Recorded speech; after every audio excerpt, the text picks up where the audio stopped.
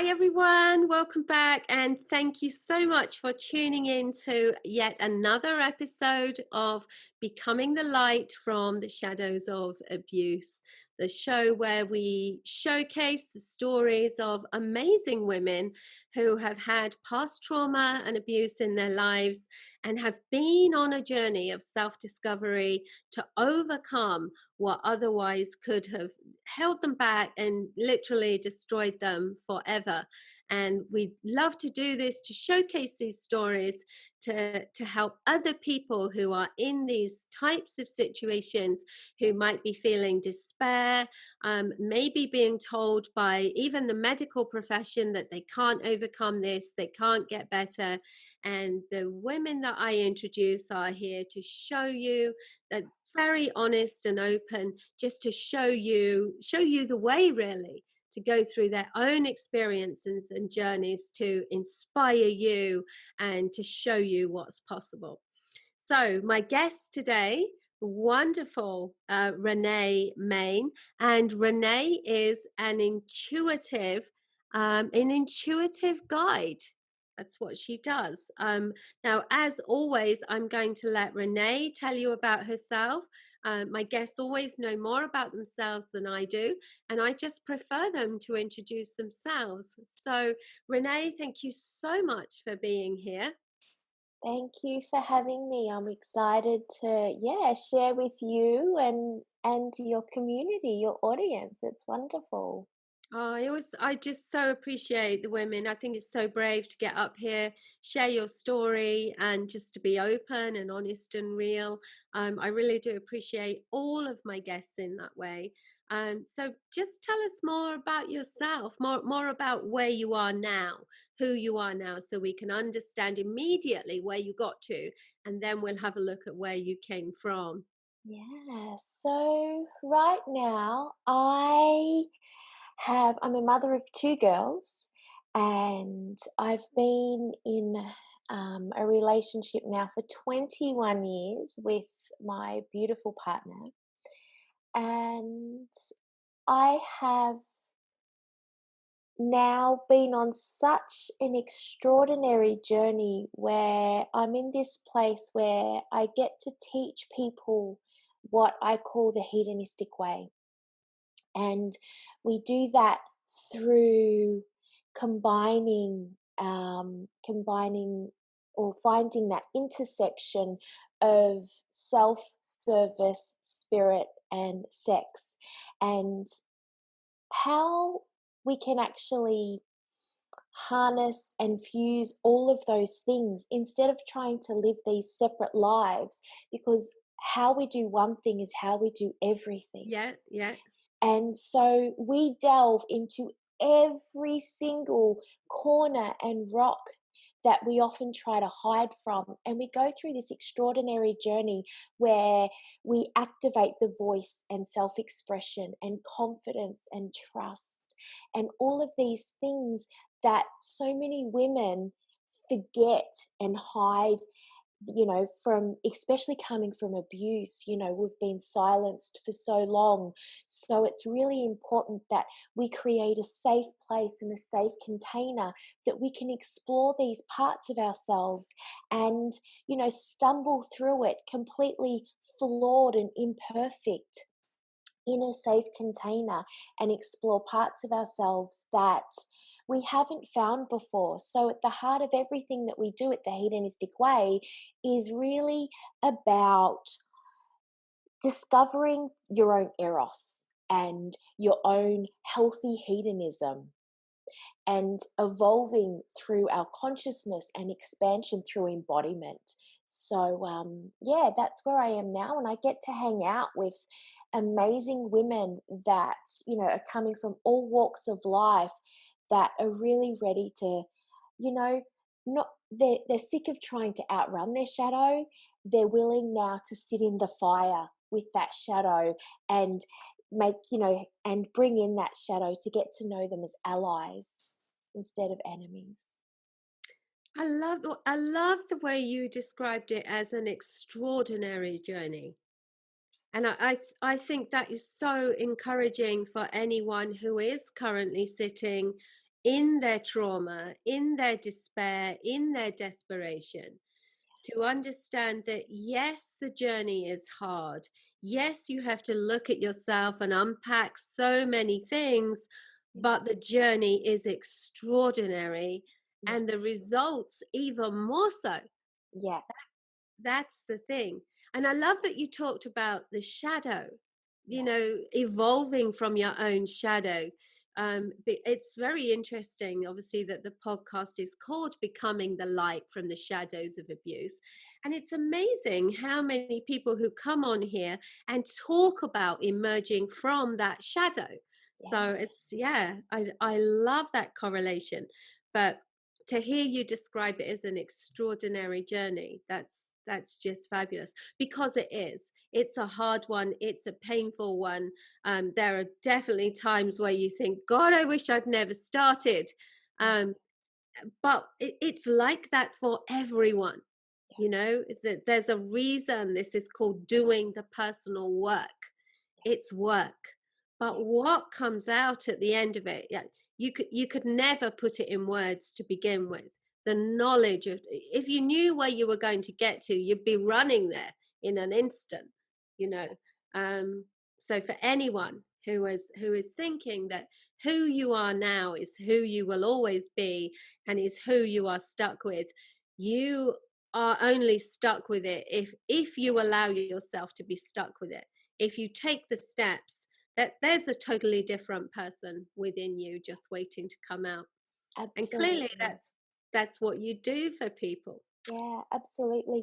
We talk about something at the hedonistic way, and that is, having that remembrance of who we were before we become the byproduct of our life experience. Yes. Who are we then? Because that is a completely different person. And that's something that takes an exploration that is absolutely infinite, and yeah, so, for me, it's about, I teach, a part of what I do is I teach the mutable laws, and, we play with those because it's really about, you can't avoid life. You can't run away from life. But when we have the remembrance of who we were before we became a life product of our life experience, then we can actually inhabit heaven no matter where we're standing, no matter what's going on around of us, because how we perceive life looks totally different, because we've dissolved the illusion of what is good and what is bad, what is light and what is dark, and we get to actually sit in the fire with absolute fierceness and courage, but also softness and gentleness, and just honoring what's alive in us at that moment. Amazing. I love that. It fits in very much. I have a phrase that I use myself, and I actually say to my clients, we know that people turn up with this whole list of things that they believe is wrong with them. Yeah. And I actually say to them, the only thing that's wrong with you, and it fits in beautifully with your ethos here, the only thing that's wrong with you is what other people and your experiences have made you believe about yourself. It Yeah. all comes back to that. It all Yeah. comes back to that point. And it simplifies things for people. Yeah. We're just Absolutely. dealing with this one thing, not this big bowl of spaghetti. We're dealing Yeah. with this one thing. Let's Yeah. just start here. So, Yeah. Absolutely. Absolutely. So within as without. and obviously you've done this journey. The person you are now, as you said, is the person you've come back to, the person that you've remembered. Yeah. So let's have a look at, where did you come from? What happened to you? What has been your journey to become who you are today? Yeah. So I come from not just broken homes, but because that's obviously, so common. Um, but I come from a very violent and a very abusive background. Uh-huh. So there was family violence in our house growing up as a teenager. And then once I left that environment when I was 17, pretty soon after that, I was in my own abusive, violent relationship as well. So I had And a very, yeah, yeah, and even there's a very, very important point that people have to understand, that even at 17, what's apparent in what you just said is that you were a product of your environment. yeah, The role models around you had shown you that life and relationships were violent. yeah, That's what you knew, that's what you expected, that's what you thought you deserved, so that's what you became. yeah, That's the pattern that you repeated. yeah, And this is what it's so important for people to understand, that everything that you learn about yourself, about life, about people as a child feeds into your adult life. And the things that are going wrong in your life as an adult are the things, the dysfunctional, the toxic things that you learned as a child that have become ingrained. They've told you this is how things are. So you are drawn to the familiar and you simply repeat a yeah, pattern until absolutely, you recognize it and learn to change it. So thank absolutely. you. Thank you for that point so, so That's all early right. on.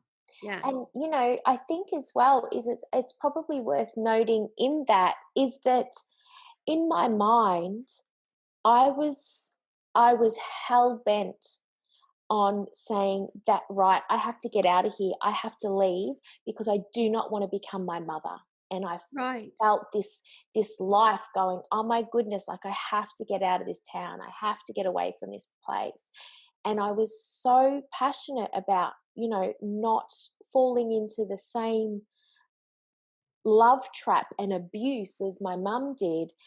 And yet subconsciously Yes. exactly what I attracted. So it's what's going on in that subconscious mind that we are completely unaware of. So that's the goal. That's the work that we need to do is in that basement of the subconscious. Thank you. Thank you so much. Obviously, as a hypnotherapist, all my work is working on these deep seated beliefs that are held in the subconscious. And so many people do not get it in the way that you just said it. They do not understand that you can have a conscious desire, but if your subconscious holds another belief, your subconscious will override without you even knowing it. Absolutely. And Every just day of the week. illustrated that beautifully. Yes, this is what people need to understand. This is the way that our mental health system needs to change. Yeah, There is no focus on telling people this, yeah, on getting people to understand this, yeah, and that the work that needs to be done in the subconscious, yeah. because that is what is running the adult life. Absolutely. So Absolutely. beautiful. Yeah. Okay, so tell us. So you had this. I can imagine that must have been shocking and horrifying for you to say. But I had this desire to get away from all of this. Yeah. How the hell am I in this situation? Tell Yeah. us about that. How that all evolved and worked out for you. It's such a blur, like I look back and I go, wow, because you're so in it. You're Mm, so in survival that at the time it's just the next step and the next step. So you're just really trying to get through the day. And on the flip side for me is hiding it from everybody around me because right. I found myself in this paradox of not wanting anyone to know, but also this one time I remember looking into one of my workmates' eyes and just, my mind was just saying, please look into my eyes and see what's going on in my life. So there was that desire, that deep yearning for someone to know. But I Right.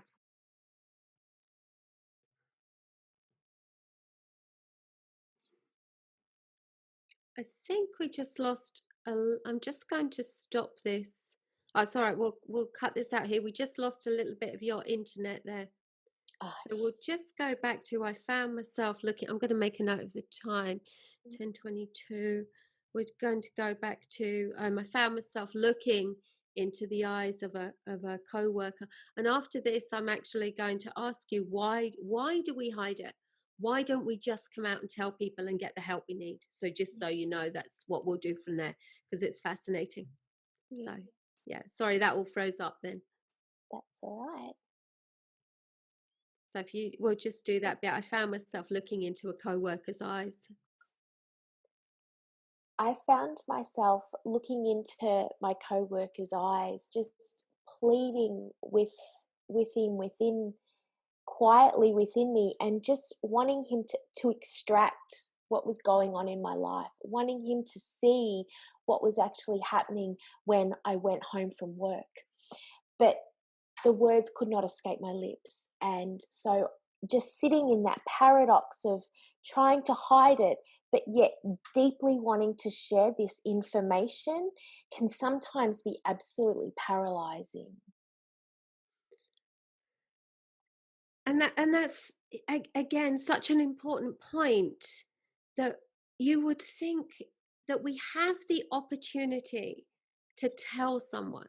Yeah, You know, there's help available, there's support available, and yet people stay quiet, whether it's emotional, physical, sexual, financial, whatever kind of abuse is occurring. Until we get desperate, we hide it. why yeah, why do we hide it? Why can't we come out and say? Why do people feel the need to hide it? yeah.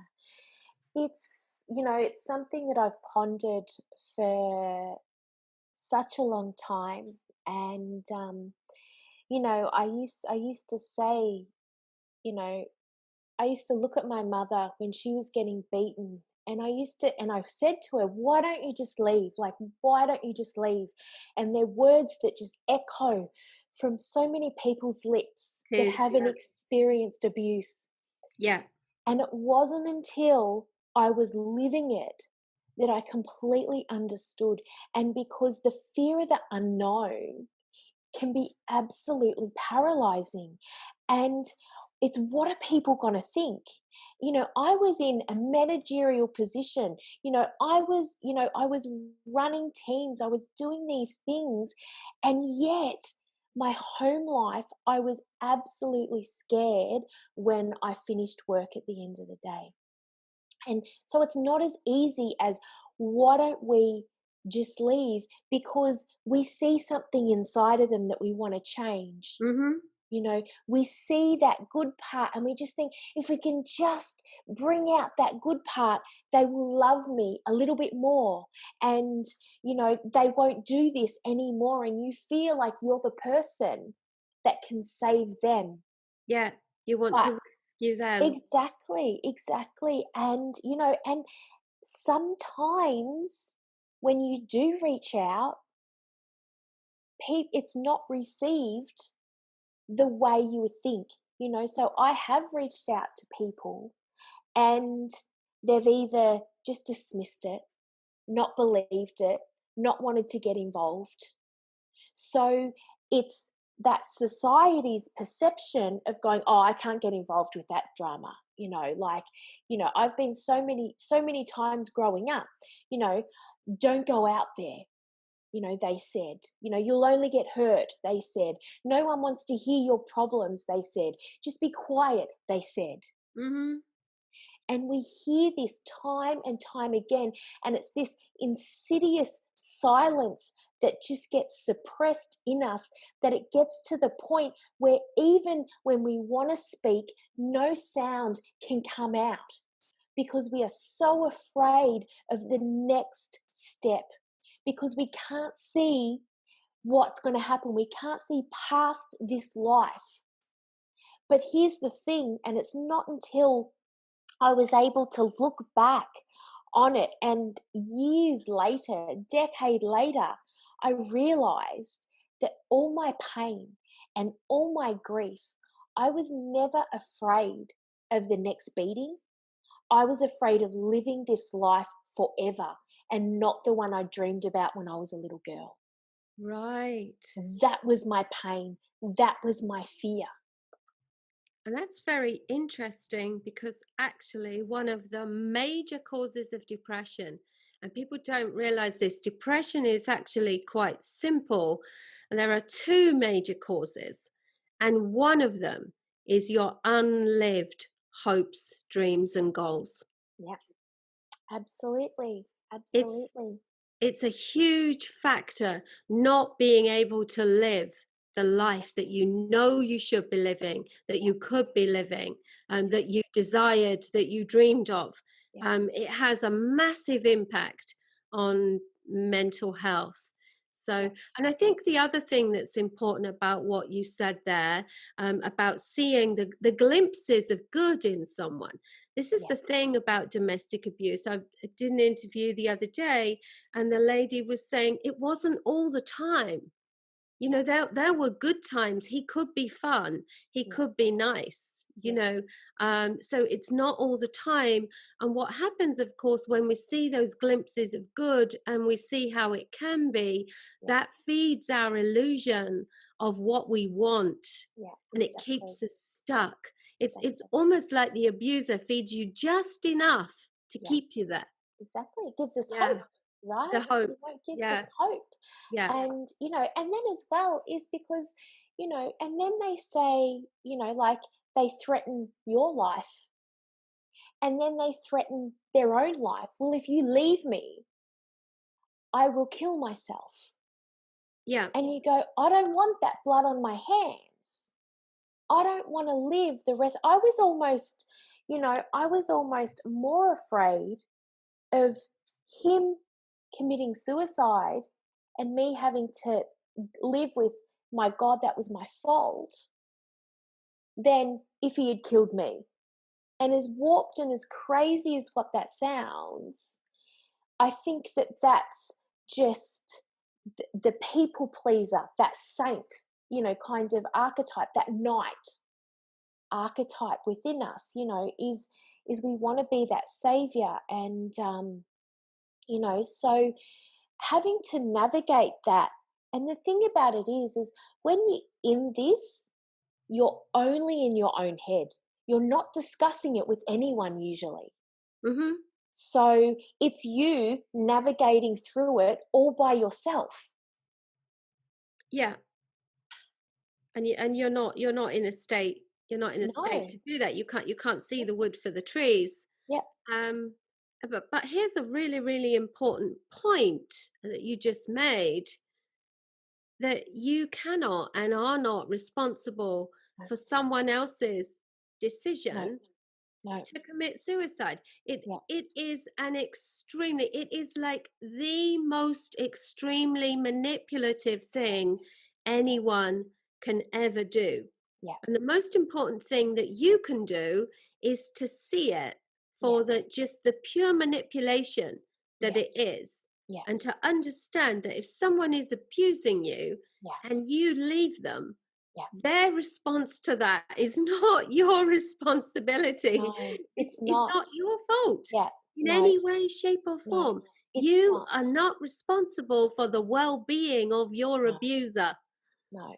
No. That's Exactly. It's not what we signed up for. It's not our contract. It's their life. And it is completely out of our control. Their Mhm. life is completely out of our control. There is nothing that we can say, nothing that we can do in order to change their course of action. Like that's their life. And for some reason we just get caught up and attached in Yes. thinking that, you know that we cause this or we fuel this, or for whatever's going on in our heads. But it's not the case. And yeah, it's Because not it's the not their fault. because the logical way of looking at it is to say, okay, so if you're telling me that if I leave, you're going to kill yourself, you don't want to kill yourself. I don't want you to kill yourself, but I don't want to live like this. So if you don't want me to leave, treat me as if you want me to stay. Yeah. But for some reason, we don't do that. No. And yet that is the logical thing to ask for. Yeah. Treat me as if you want me to stay. Yeah. Yeah. It, it could be a game changer. But obviously it's only when we start this journey of self-discovery and really looking at what's going on that we are Absolutely. able to do that in that logical way, and to look back and Absolutely. go, what was I thinking? Yeah. Why did I not know that? Why did I not see that before? Yeah. So I'm really Absolutely. hoping that us actually bringing it up in this way, Yeah. there might be people actually listening to Yeah. this that can look at it and Absolutely. say, actually, that's what I need to do right now. Yeah. That's my next step. And you You know know? what? When you say that, Sarah, like, here's the thing in my experience is that I've lived it enough with multiple people. I've spoken and worked with enough people, and I'm sure you have, is that most of the time, here's the thing about treat me like you want me to stay. For that to happen, they need to realize that they're doing something wrong. Hmm. And 9 times out of 10, they don't think that they're doing anything wrong. Because they're a product of their own experiences and Exactly. their own environment. Yeah, Exactly. they are living and executing a relationship and a Yeah. life Yeah. in the way that they've been told. Yeah. And even if they realize it's wrong, they don't know how to do something else. Exactly. Yes. Exactly. They don't realize that, they don't see themselves as the problem. They see you as the problem. Well, if you just, didn't go out, or you should stay home, or don't make me angry, or don't fuel this, they Yes. actually see us as the problem. Yes. So therefore, 9 times out of 10, it's not going to change. It's not going to change. No, because what that person is saying to you is, as long as you are not yourself, Yeah. will be fine. So Yeah. as long as you are who I need, when I Yeah. need, doing what I need, the way I need it, Yeah. for the time I need it, as long as you are absolutely Yeah. everything that I need you to be, like Yeah. literally deny everything about yourself, Yeah. none of this would happen. Yeah. Exactly. It's That's right. just someone who doesn't want you Yeah. as you are, doesn't Yeah. want you unconditionally, Yeah. doesn't That's want you to right. be Yeah, yourself. exactly. And for us them, so can you actually get a visual around, like, just the I want to say ridiculousness, but when you're in it, I don't mean to downplay that because it is very real. But the play that's happening is we're wanting them to be someone else and treat us differently, and they're wanting the exact same thing. So we're both completely ignoring who they are, Yeah. what is the fact, and what is the dream, what is the fantasy, Yes. because they are wide apart. And as long as we're in that state, tell me what pure love can be exchanged from that point when you're so busy trying to change one another. Yeah. It's It's impossible. It's never going to work. yeah. And you will not believe how often I call my clients back and I say, now we've got to illusion again. Okay, what you're talking about is illusion. Yeah. Let's look at the play here of illusion. Yeah. This dream, this hope, this Yeah. it doesn't exist. It's just fantasy. It's Yeah. just what you want, it's what you Yeah. hope for, but it's Yeah. an illusion. Yeah. And when people understand that what they are living, what they are hoping for, what they're trying to achieve is Yeah. just an illusion, Yeah. that is a game changer. That is a Absolutely. massive aha. Absolutely. When Yeah. we can spend time exploring the corridor between our truth and the actual truth, Yes. that's when your life changes. When we can bring those into harmony and integration and embodiment, that is when our life changes. Yeah. I Right. know. I And we're know in a very, point where very we can make definitely. decisions. I know very definitely in my own experience, because I was in a long narcissistic marriage with a Mm. covert narcissist. And again, this whole thing about it wasn't terrible all the time. Yeah. It's just that parts of it were so bad I nearly committed suicide. That's, I mean, yeah, really, that's how bad it was. yeah, But holding on to this illusion, yeah, and when I realized that that's what I was doing, that I was yeah, always hoping that yeah, it was going to be different, I was literally almost like a child reading a book and living a fantasy in my head yeah, of how I wanted this to be. As you said, that the factual truth was bore no relation yeah, to my truth of what I wanted in my head. There was no correlation. yeah, And yeah, what a fantastic way to put that, because yeah, that's something that anyone listening can sit with. yeah, And you would only need to journal this. yeah, What's my truth? How am I seeing things? What is it yeah, that I want? yeah, What do I want the reality to be? And now, what is reality? What's really going on? And yeah, when you get them down on paper and you can yeah, see the difference, yeah, it's a huge eye opener.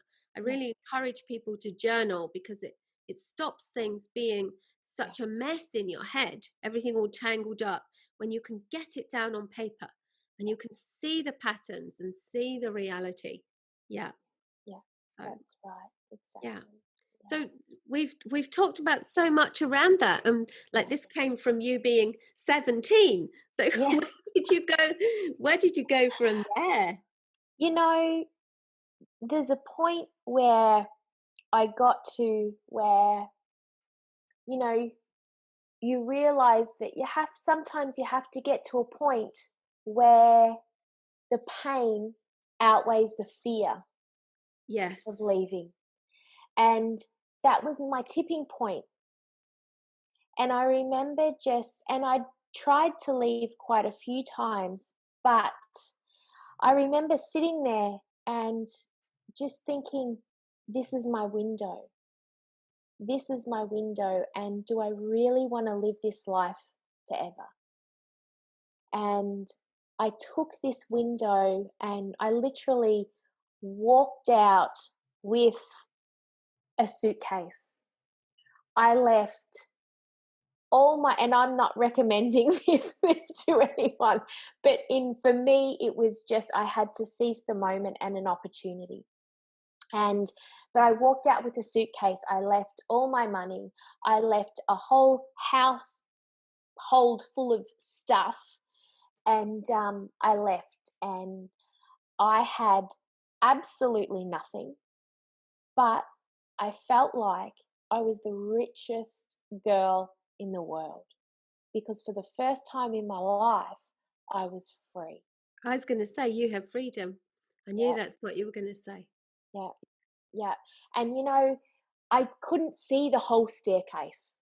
I couldn't see this life, or how I was going to achieve this life that I dreamed about. But I just took one step, and I took another one, and I took another one. And then eventually you go, oh, okay, right. Your roots can, anchor into the ground. You can anchor yourself back into this life. And all of a sudden it doesn't feel so foreign, and you can feel safe. And you go, oh, okay, when you feel safe, and Mm. when you start putting these pieces back together, and you start getting out of survival mode. And then for me, it was like, oh, I'll just live life a little bit. Wow, what does it look like when I just live life? Like, holy crap, what does it look like when you just live life, when you don't have to worry about whether you're going to die that day? That was such a foreign concept for me.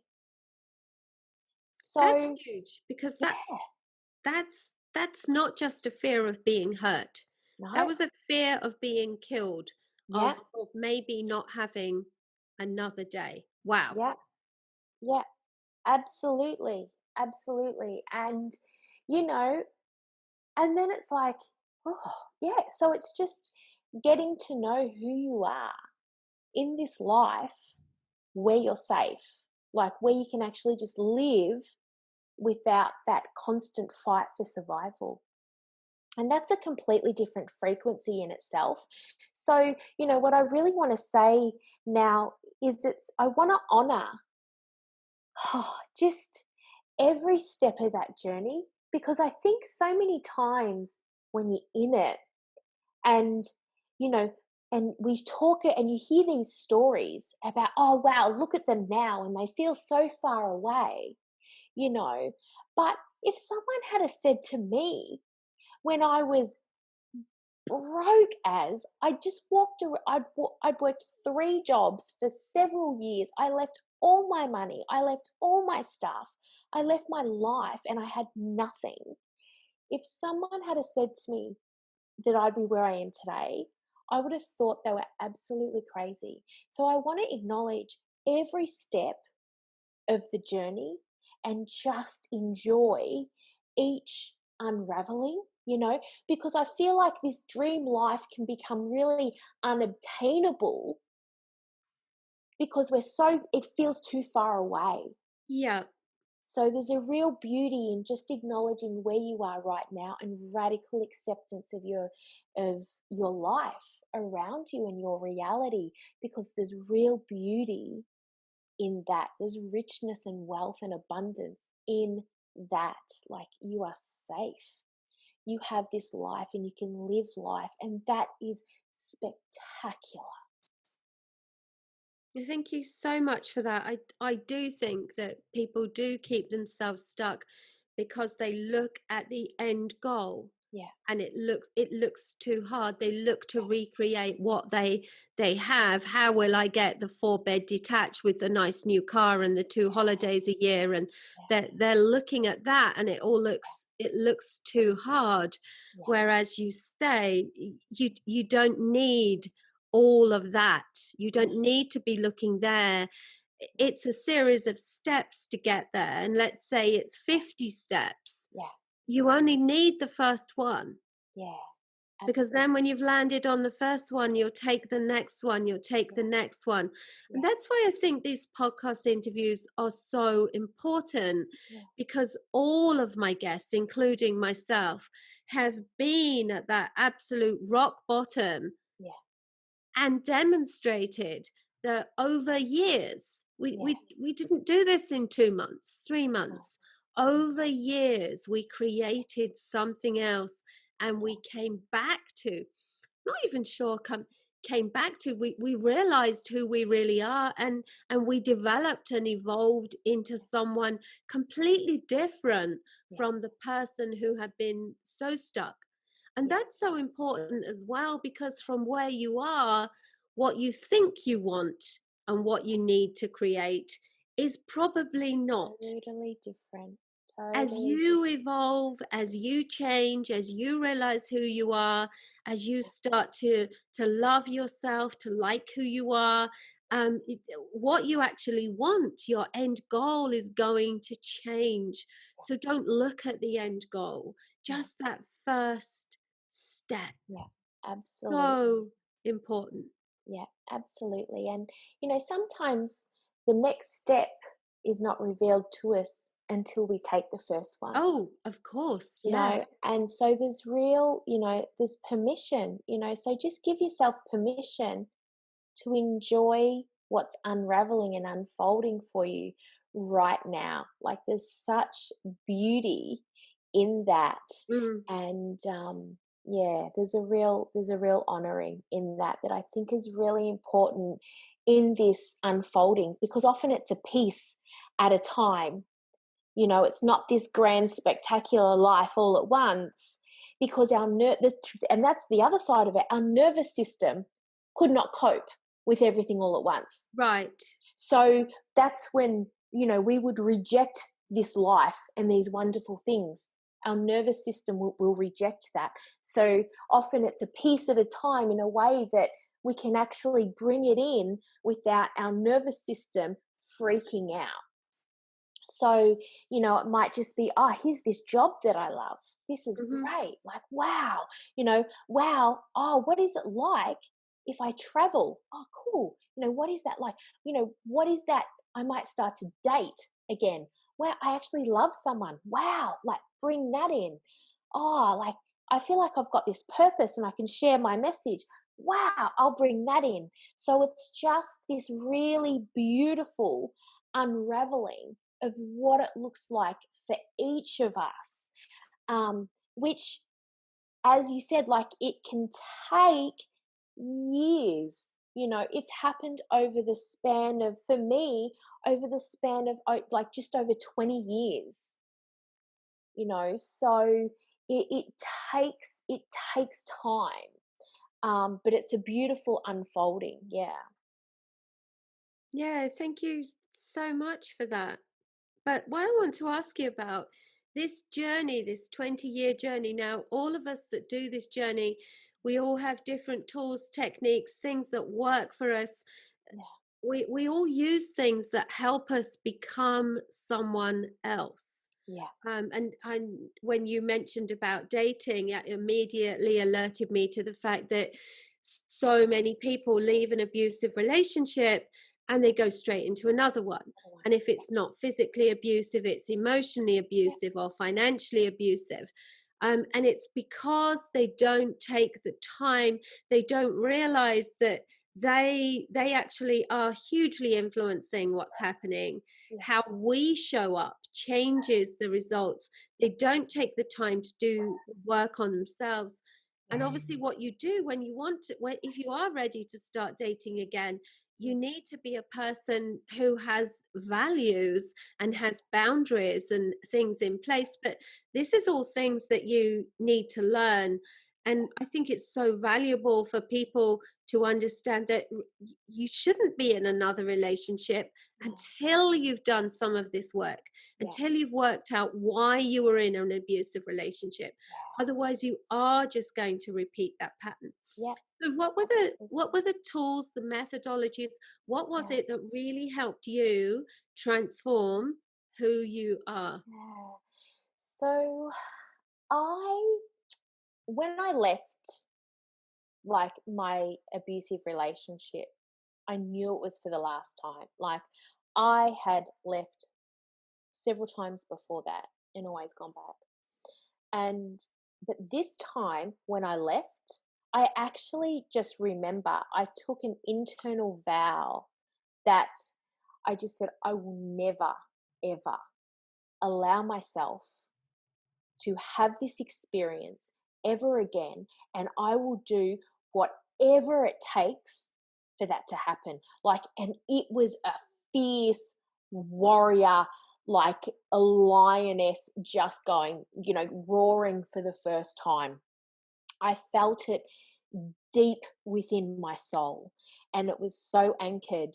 So, for the first little while, it was about going, okay, right, let's just establish myself. Let's work. Let's do the thing. Let's just, live life.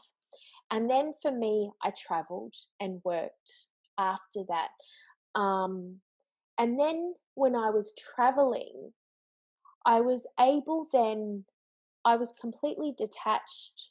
And so then I was able to find myself.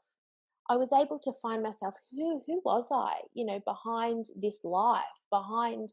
So that's when this remembrance occurred, and I'm actually, I've always been self-taught, and this is just me. It's how I am.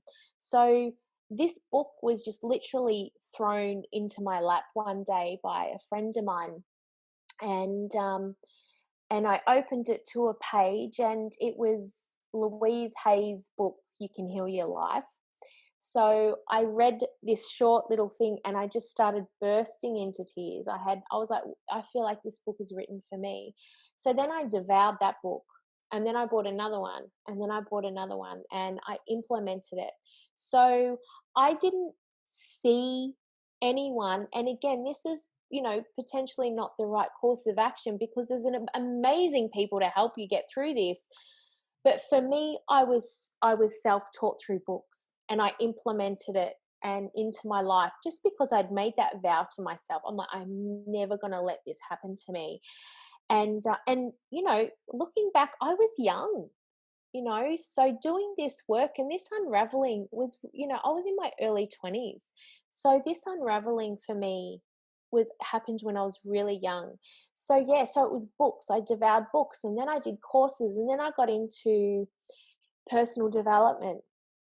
And so it was just tapping into my worth, tapping into, okay, like, and realizing that that anger, like I had so much anger and so much rage inside of me that I didn't know what to do with it, because my whole life I was so scared of anger and so scared of rage, because I've seen what people do when they're Right. angry and they're in that rage. So I was so scared of letting that out inside me. So a big part of it was because it was, again, that paradox of, I don't know who I hate more, them for doing it to me or me for allowing it to happen. Uh-huh. And that was like, damn it, like, far out. So it was like, what do I do with this pain? What do I do with this? And so then it's just going, okay, like, I'm completely unafraid, because at this point you realize just how friggin' fierce you are, and you're able to sit in the fire with it. You're able to meet it, to meet that fear.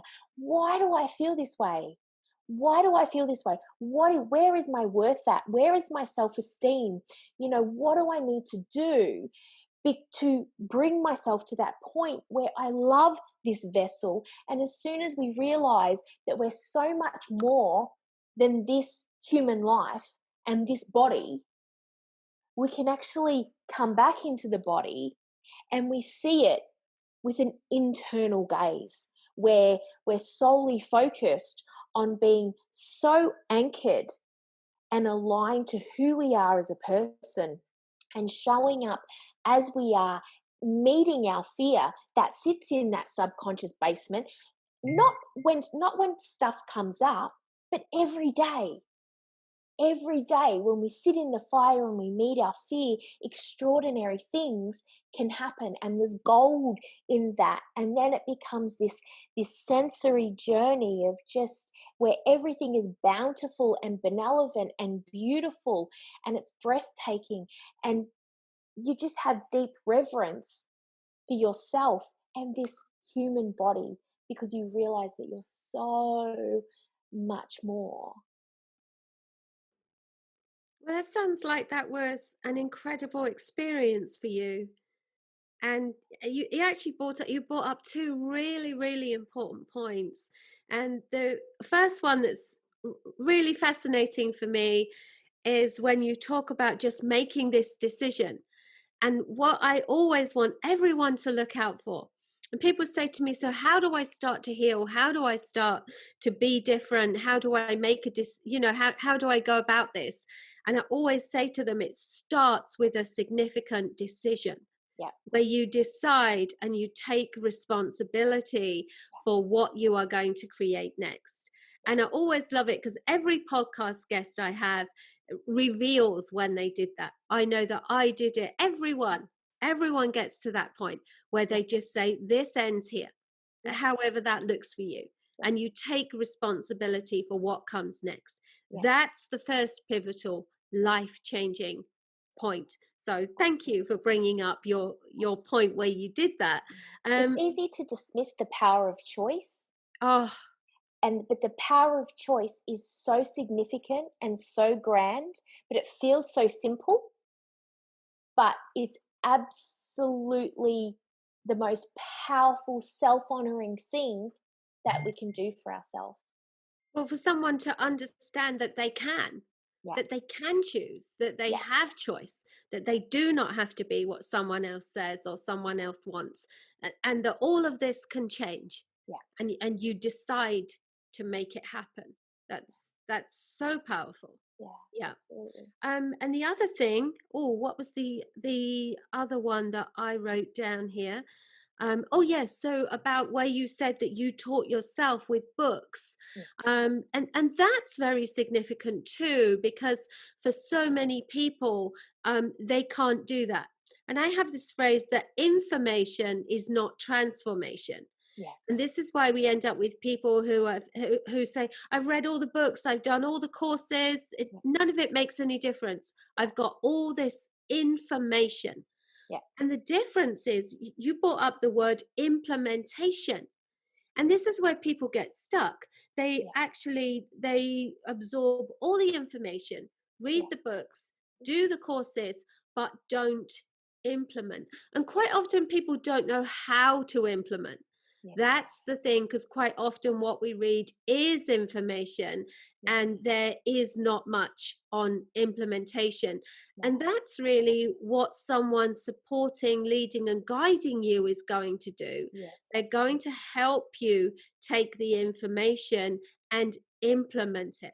Yeah. Implement the right thing at the right time. Yeah. Because this is where people get unstuck as well, that they have so much information That's that right. they don't actually know what to implement, how or when, and what is relevant for them. Yeah. And they consume so much information that they Yeah. actually overwhelm Yeah. themselves and have That's no right. idea Yeah. where to Exactly. start. And So, you actually raise a really valid point there, is because it's really easy, and I think we've probably all journeyed through that, is you absorb information and you do the courses, you do the workshops, you do the thing, and you go on a high and then you crash. And then that feeds the self-doubt. See, I failed at this. yeah, See, I'm investing all of this time and money in, and I know all this stuff, but I can't implement it. can't do it. I'm a failure. Yeah, I'm an imposter, I'm a fraud, I'm not worthy of this. Why should I even bother? So it's those things that it's really important that you touch on that, I think, because I think that's rife in the healing recovery. And you're right, that's the benefit of having someone to support you in that, is to keep you accountable, and but to also to integrate it into your yeah, body. Like, your body has these stored memories yeah, of of your entire experience, and so you need to actually embody it and go, okay, because we can cognitively know anything, but integrating, it's completely useless. It's useless information unless you know how to take action and sit in that place and actually do the work. It's a completely different thing. yeah. And it's important what you said about the integration as well, because people often think about integration as integrating these things into your life, into how you show up, the results, the actions, everything. And it is that very much, but this integration into your body, because what so few people understand is that as you have experiences and you have reactions to it, your body literally, it's the easiest way to explain it is that your body takes a snapshot, and it kind of says, when I hear this noise, this happens, so I behave like this. Yep. So then ongoing, when you hear that noise, it's like the Pavlov's dog story, Yes. where he taught his dogs to salivate at the ringing of a bell, whether they were being fed or not. They understood. And this is what your body does. It takes snapshots, Yeah. and it's being able to integrate new information and to Yes. override your body's Yeah. experiences, its reactions, its Yeah. functions, and to program it in a new way, not to react, not to behave, not to be what Yeah. you used to be. And Absolutely. that is the important integrations that we need to do as well, that Absolutely. you seem to have done so Yeah. I amazingly think well. there's a point where, especially in abuse, that it's that thing. You can be a decade on, 2 decades, whatever, and you hear that song or you smell the cologne, and it takes you back, and it can Yes. take you back like it's yesterday. And this is what you're talking about, and that is a sensory journey that we subconsciously remember. But yet, and you all of a sudden you smell that cologne or you hear that song, And you're back. and you're back. Just like that, you're back, and you get swept over with this emotion, and you're like, how does this happen? Like, what is this?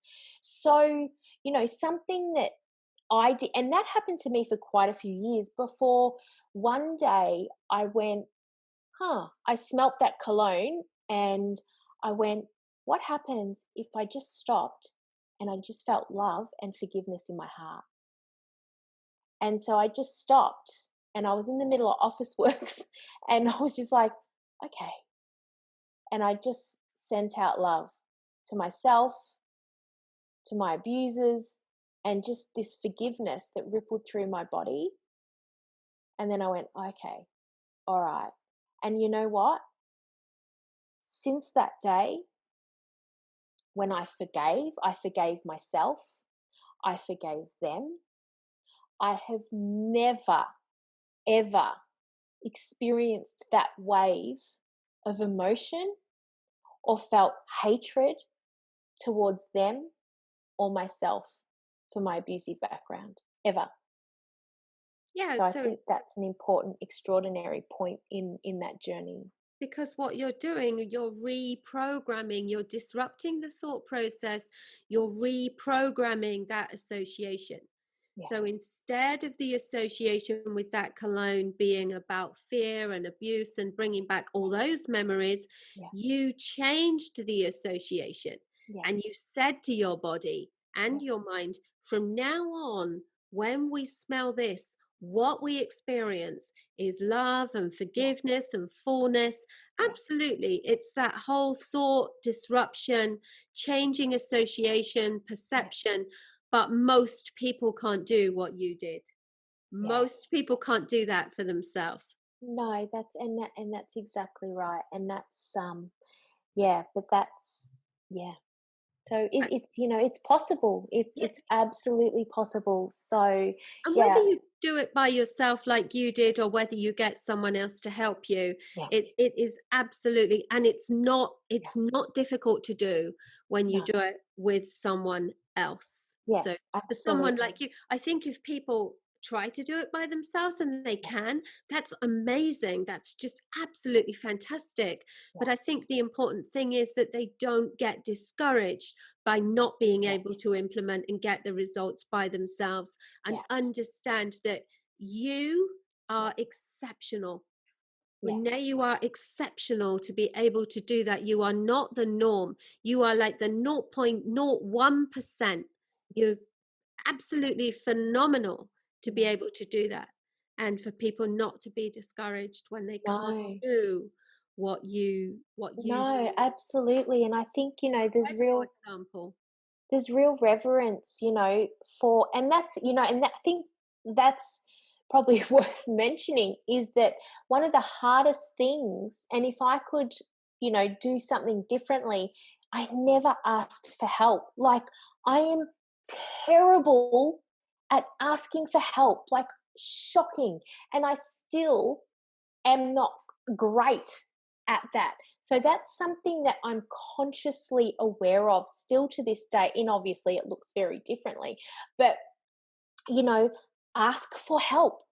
There is so much help out there. So, you know, if you're someone who you feel like you need help, absolutely ask for it. But if you're someone like me trying to just battle your way through and stumble your way through it, thinking that you're alone, you are not alone. And there's people that can help you. And it can be more easeful and it can be this graceful journey rather than you just stumbling through it and trying to find your way through. It doesn't have to be that way. And the thing is as well, it's very interesting where we all have this perception from that somehow asking for help is weak, or it's going to be perceived as weakness or Yeah, failure, when actually the exact opposite is true. And to acknowledge what we are not so good at, what we can't do by ourselves, and to yeah, ask for the help, that's real strength of character. yeah, It's not weakness and failure, it's strength and success. absolutely. And understanding that absolutely everyone in the world has help. We Yeah, all, we all have help yeah, with something, and some of us have help with many things. yeah, And I love to think of being able to recognize the weak spots and Yeah. to ask for the help is Yeah. an incredible sign Yeah. of strength. Yeah. I really, really want Yeah. people to understand that. Absolutely. It's the Absolutely. complete opposite of what we've been taught. And Yeah. we are all Yeah. asking for help with things. Yeah. I don't run my business alone. You don't run your business Yeah. alone. The Yeah. people who lead the country don't do it alone. It, Exactly.